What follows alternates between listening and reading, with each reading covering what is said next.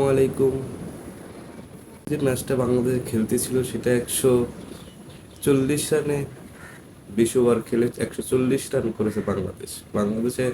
কিন্তু এখানে আজকে খেলেছে দুর্দান্ত খেলেছে আমাদের অধিনায়ক শান্ত, দুর্দান্ত খেলেছেন এবং আমাদের তৌহিদ হৃদয় দুর্দান্ত ম্যাচ খেলেছেন। 41 রান করেছেন, খুবই দারুণ একটা, দুজনেই দারুণ খেলেছেন।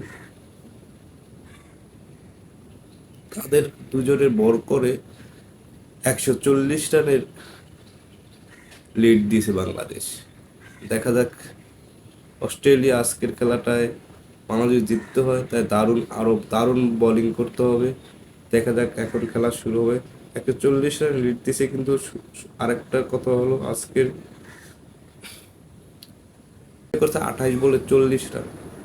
28 বলে 40 রান করছে তৌহিদ হৃদয়, আর আরেক আর 36 বলে 41 রান করছেন আপনার শান্ত, আমাদের অধিনায়ক শান্ত কিন্তু দারুণ খেলেছেন আজকের ওদের। কিন্তু লিটন দাসও খেলতে চাইছে ভালো একটা খেলা, কিন্তু উনি ভুল একটা শট খেলে আউট হয়েছেন। উনি প্রতিদিনই এরকমই একটা খেলার ভালো খেলার চেষ্টা করেন, কিন্তু খেলতে পারেন না। ওনার দুর্ভাগ্য আসলে ওনার যে জায়গা থেকে উনি আসলে যেভাবে খেলতে চাইতেছেন ওটা খেলা হচ্ছে না। এটা আসলে ওনার দুর্ভাগ্য। উনি চেষ্টা করতেছেন। আর 25 বলে 16 করছেন আমাদের লিটন দাস 25 বলে 16 করেছেন। আর আমাদের 7 বলে 13 করছেন তাসকিন আহমেদ, আমাদের সহকারী অধিনায়ক। তাসকিন করছে 13 বলে 16।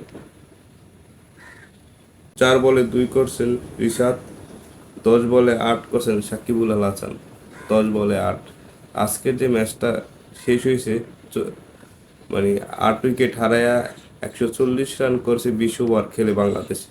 আসলে এর ভিতরেই বাংলাদেশকে রান যে যে রেটটা আছে, সাত সাত 7 দশমিক, এই রানের ভিতরেই ম্যাচটা জেতার জন্য বোলিং লাইনটা খুব দারুণ দরকার। কিন্তু বোলিং লাইনটা আরও সুন্দরভাবে যদি ওদেরকে কায়েল করতে হয়। বাংলাদেশ কিন্তু অস্ট্রেলিয়া কোনো সময় বিশ্বকাপে হারায়নি, কোনো ম্যাচই হারায়নি অস্ট্রেলিয়া বিশ্বকাপে।